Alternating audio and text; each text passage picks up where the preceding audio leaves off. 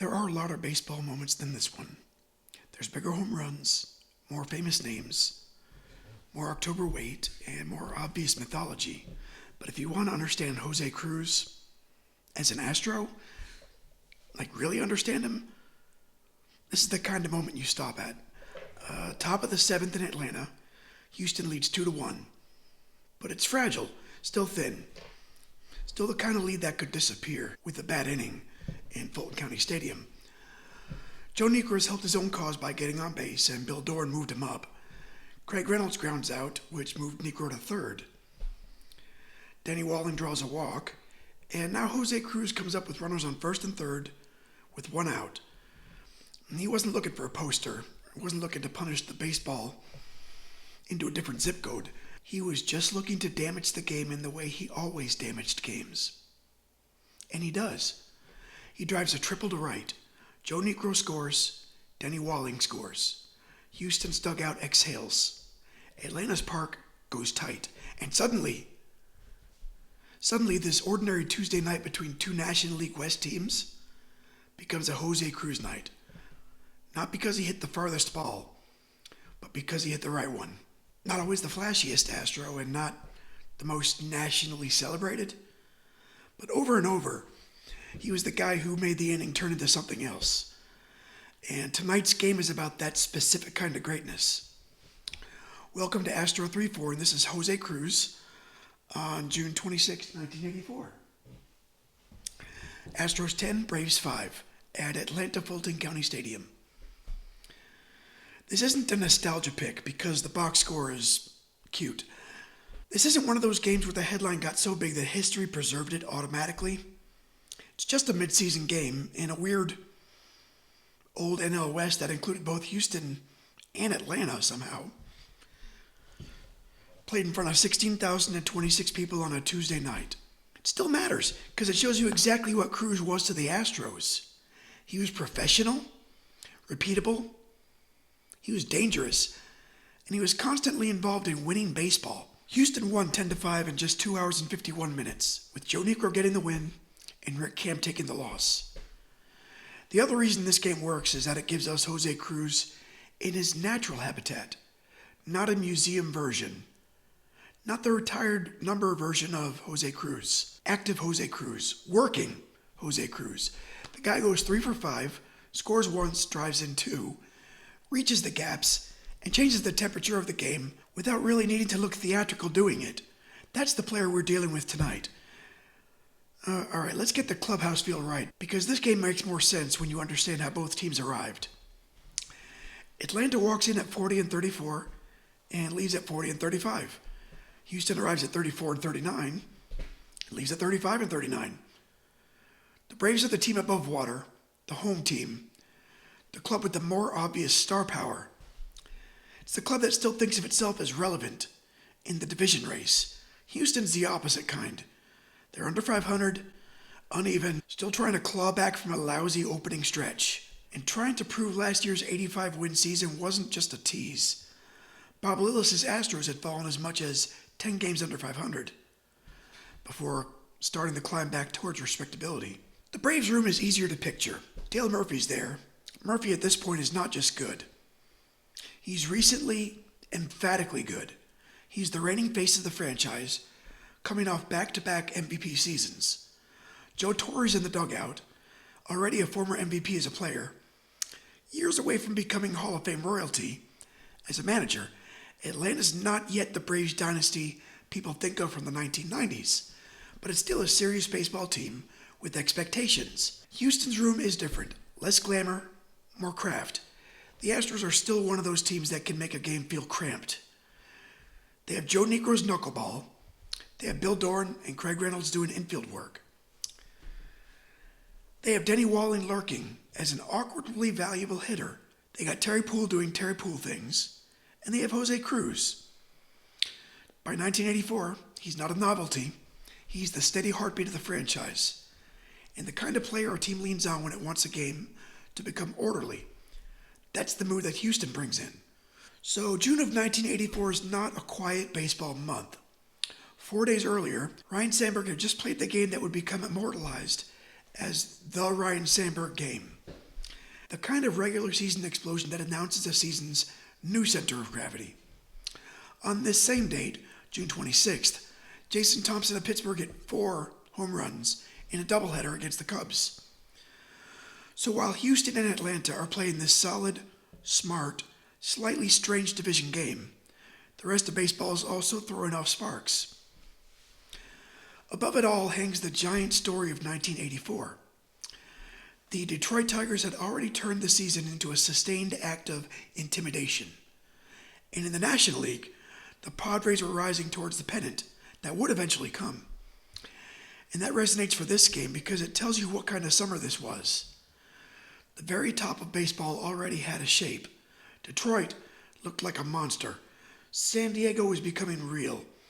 A lot of everybody else, including these 2 clubs here tonight, were fighting to keep themselves in the middle paragraph rather than the footnote. So the subplot here isn't 2 giants collide. The subplot's better than that. It's 2 flawed division rivals in an absurdly named Western Division that included both Georgia and Texas, trying to keep their season from settling into mediocrity. That gives the game an edge, not a postseason edge, but a survival edge. Bob Lillis is one of the most Astros figures you could possibly find, without naming Bagwell, Biggio, or Altuve. He was an original Colt 45, then a coach, then a manager, then just one of those people whose biography feels braided into the organization's early identity. By 1984, he'd already authored a surprising turnaround in Houston, and nearly won Manager of the Year honors for 1983. He's not remembered with glamour, but franchises are often built by men like this: competent, unsentimental, baseball-literate lifers. Across from him is Joe Torre, who in 1984 is still years away from the Yankees rings and the permanent bronze statue, but he's already Joe Torre, major baseball intellect, serious presence. He'd taken over Atlanta in 1982 and immediately rode that famous 13-0 start to a division title. By 1984, though, the shine had dulled. The Braves were still respectable, but respectable is a dangerous condition in baseball because it makes everybody start asking whether you've already peaked. On the mound, Houston has Joe Niekro, which is almost too perfect for a game like this. Niekro was purchased from the Braves in 1975. In Houston, he became the Astros' all-time franchise leader in wins. He was the younger Niekro brother, but he wasn't a smaller version of Phil. He was his own kind of artist and his own kind of nuisance, harder than people remember, with the knuckleball as a weapon and not as a novelty. Atlanta counters with Rick Camp, a Georgia-born, Braves-drafted right-hander who by this point was a trusted homegrown arm. History mostly remembers him for one ludicrous home run that came a year later. But that's not who he is here. Here, he's just a good pitcher on a pretty good club trying to get length and beat a division rival. He's trying to make the game stay in one piece. The Astros and Braves are division rivals here, which sounds wrong to modern ears because it is wrong. From 1969 into the early 1990s, both clubs sat in the National League West, which meant the West included Houston and Atlanta because baseball geography used to operate like a dare. And that weird alignment gives the game a built-in familiarity. These teams know each other. The names repeat, the rhythms repeat, the parks are different, but the baseball language is shared. There's one especially clean common thread in this specific game. Joe Niekro, the former Brave, is now beating Atlanta for Houston. That's important because it makes the game feel less like strangers meeting and more like a family argument with uniforms. And José Cruz has his own strange Atlanta symmetry. According to his Sabre biography, his first game as an Astro, way back on April 7th, 1975, also came against the Braves, and he went 3 for 4 with a home run, 3 RBI. So the Astros version of José Cruz opens against Atlanta, and our chosen José Cruz game, years later, lands against Atlanta too. That's pretty neat. The clearest Hall of Fame presence in the building is in the dugout with Torre. On the field, it's more It's more a game of very good players, franchise fixtures, specialists, and men who knew how to win innings.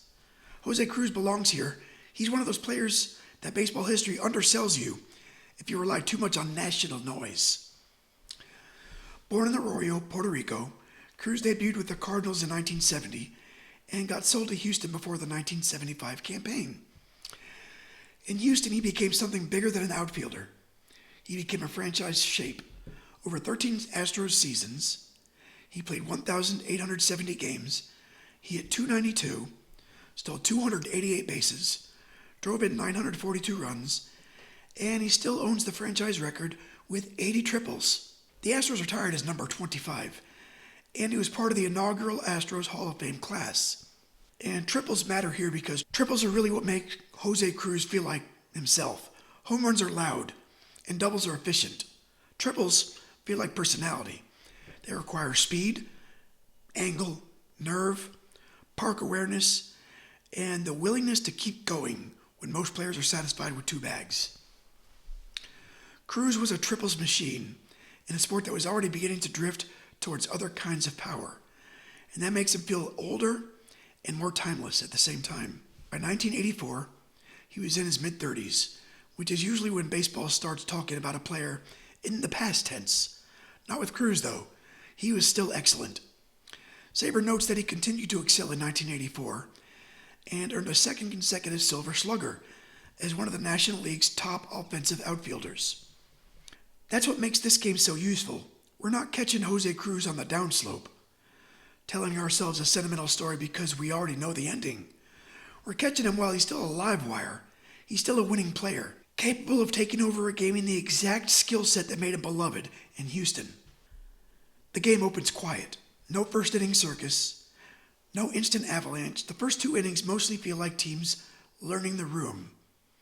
Later on, this game gets remembered as a 10-5 Astros win, but it doesn't begin like a slugging match. It starts like a game that Joe Niekro and Rick Camp both think they can finish. So the first genuinely strange Jose Cruz moment comes in the second. He reaches out an error by left fielder Albert Hall and gets himself into scoring position. That's vintage Cruz baseball even when it's messy. Put the ball in play, make the defense do something, turn discomfort into an opportunity. Houston doesn't cash it in, but the tone's been set. Cruz is already in the game, already making Atlanta move. Then, in the bottom of the third, the Braves score first, and the score is not exactly who you'd script. Brad Kominsk gets going. Bruce Benedict helps the inning along, and Rick Camp, of all people, produces the RBI single. Braves lead 1-0. That's a good baseball detail. A pitcher giving the home team a 1-0 lead against a knuckleballer. It makes the Braves dugout feel smart, and it makes the Astros feel annoyed. It also gives the middle innings an edge, because Houston's now chasing a game it probably thinks it should be tied in. Top of the fourth, Cruz comes on again and singles. Jerry Mumphrey moves him up to second, and Ray Knight walks. So now Houston has traffic, real traffic, and a chance to break the game early. But Camp escapes. Terry Poole strikes out. Mark Bailey doesn't bring anybody home. End of threat. And that's the shape of the game through 5 innings. Houston keeps brushing against opportunity without fully seizing it. Atlanta has the lead, but they're not comfortable. Houston's landing their fingerprints all over the game. Then the 6th inning changes everything. Top 6, Jose Cruz singles to right. Again, no fireworks, just a clean line into the outfield. That puts a runner on for Jerry Mumphrey, who then does what the box score always remembers first. He hits a 2-run homer to deep right field. So the Astros lead 2-1. This is what Cruz did for hitters behind him. He converted their home runs from solo decoration into actual damage. He got on.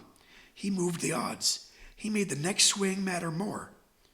For a player like Mumphrey, that was oxygen. And then we get to the 7th, which is the inning this episode is really built around. Joe Niekro helps himself by getting on base. Doran advances him.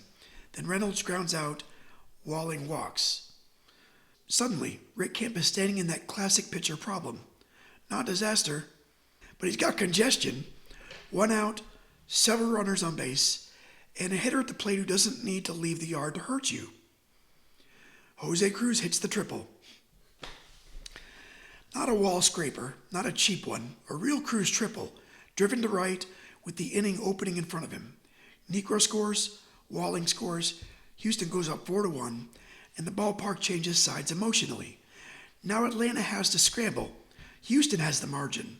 So the Astros can start not just thinking about winning, but about surviving the next Braves push. Atlanta does push back. At the bottom of the 7th, Dale Murphy and Chris Chambliss get things started. Ken Oberkfell produces a run on a double play ball. Kamensk stays active. A wild pitch sequence helps Atlanta scrape home one more run, and it's 4-3. The safe-looking lead no longer looks very safe. Joe Niekro's done the hard work, but the Braves have re-entered the conversation. And that's why the top of the 8th matters so much. It's the answer inning. Jeff Dedmon's on the hill for Atlanta. Terry Poole singles, Mark Bailey singles. Kevin Bass appears as a pinch hitter. Bill Doran reaches after the Braves choose the cautious route. Craig Reynolds lines a single to center that scores 2, and then, with runners on, Denny Walling hits a 3-run home run to deep center. The kill shot.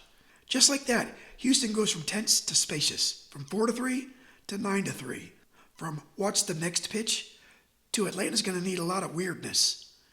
And that's why this game is such a good episode for José Cruz. Even though Mumphrey homers and Walling has the headline swing late, Cruz is the hinge. The 6th inning starts because he singles, and the 7th breaks because he triples. He doesn't own every loud event, but he keeps owning the game state. Atlanta gets one back in the 8th on a Chris Chambliss RBI single. Houston answers in the 9th when Mumphrey doubles and Terry Poole singles him home. Atlanta scores once more in the bottom of the 9th on a Rufino Linares pinch hit double, but by then the game is just arriving at the final number, Astros 10, Braves 5. Houston gets 12 hits, Atlanta gets 11. So this isn't a demolition where one side barely shows up. It's smarter than that. Houston got the bigger hits in the most important spots, and Cruz was in the middle of that geometry every time it bent. His final line's exactly the kind of line that explains his entire career. 3 for 5, 1 run, 2 RBI, and the most elegant extra base hit in the game of baseball, the triple. For Houston, this game meant proof of concept. The Astros were never going to be a team that overwhelmed their opponents with blunt force glamour. They need sequencing. They needed starters to hold shape, infield competence, smart at-bats, and runners aboard for the right hitters. On this night, all that happened. Cruz represented almost every one of those traits in a single box score. For Atlanta, the loss is frustrating because it's the kind that reveals how little room there is between contender-ish and just another team. Rick Kemp is good enough for 7 innings. Murphy and Chambliss make noise. The Braves get 11 hits. They still lose by 5 runs because the Astros get the game-deciding swings in the smarter spots. That's baseball at its cruelest form. Not domination, precision. If I were selling baseball to a stranger, this is a pretty good choice. You get a knuckleballer, you get a pitcher driving in a run, you get a 2-run homer, a 2-run triple, and a 5-run inning that feels earned, but not random. You get recognizable stars without requiring celebrity worship. And you get one of baseball's best secret pleasures. A player whose greatness is made of shapes other than home runs. If you're a new fan watching this game, José Cruz would teach you something important. Baseball doesn't only belong to the biggest swing. Sometimes it belongs to the player who keeps changing the inning from inside of it. One newspaper summary reduced this game to the bare bones. A 2-run homer by Jerry Humphrey and José Cruz, 2-run triple, keyed a 12-hit Houston attack. It's not poetic. It's correct. The Wire saw what mattered. Houston's attack wasn't overwhelming all night. But when the inning broke open, Mumphrey and Cruz were at the center of it. The other clean detail from these recaps is that Joe Niekro won his 5th straight decision. That tells you the Astros were getting one of those sturdy veteran stretches that can temporarily rescue a season from drifting away. So neither of these teams turned this night into a launch pad. That's what gives the game a sort of charm. Atlanta finishes 80-82, and Joe Torre got let go after the season. Houston also finished 80-82. tied for second place in the division, but still well short of turning the year into anything grand. The Padres were the real story in the West by October. This isn't one of those games we look back and say, oh yeah, the night the pennant winner announced itself. It's something more modest and, in a way, more human. It's a night where a good player, on a pretty good but not great team, played a perfect game in the middle of a season that wouldn't reward him with the standings line that he deserved. But the important thing is that José Cruz didn't need the season to become historic in order for his work to matter. He kept building one of the best careers any Astro had ever built. Saber notes that 1984 remained a strong Cruz season and brought him a second straight Silver Slugger. Later, Houston retires his number, honors him in the Astros Hall of Fame, and keeps him in the organization after his playing days. He served as an Astros first base coach and later as a community outreach executive. That feels appropriate. Some players leave a franchise. Some players become part of the architecture. Cruz became architecture. There's also something satisfying about the long view. Cruz wasn't just a good player who happened to stick around. He's a star whose style aged well in memory. The triples, the balance, the left-handed drives, the sense he was always arriving just before the inning tipped. A lot of players become smaller in retrospect because the numbers lose their heat. Cruz gets bigger because the older baseball gets, the more people miss players who could do this many things and do them as well as Cruz. Next time, we leave Atlanta in 1984 and go someplace much stranger.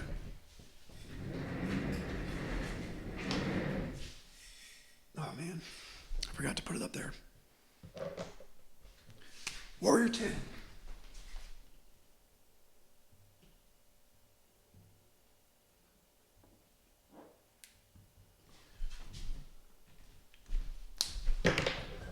Wilt, Stilt, Chamberlain, January 13th, 1962. Tonight, José Cruz was about how a game can be bent by timing, space, and repeated pressure. Wilt, he's something else. Wilt is what happens when a sport starts to look breakable.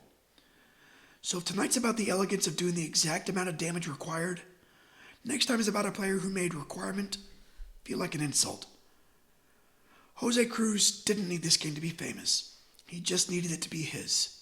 3 hits, 2 RBI, a triple that opened the night at exactly the right moment, a win that looked tidy in the paper and felt more intricate when you watched it happen. That's why this belongs in the series. Because Astro 100 isn't only about the loudest stars or the biggest stages. It's also about the players who taught the franchise how to win on a Tuesday in June, how to survive a season, how to build an identity one inning at a time. And for a very long time in Houston, nobody did that better than José Cruz. Thanks for watching. I'll see you next time. Or maybe not. I don't know. Where's the stop button?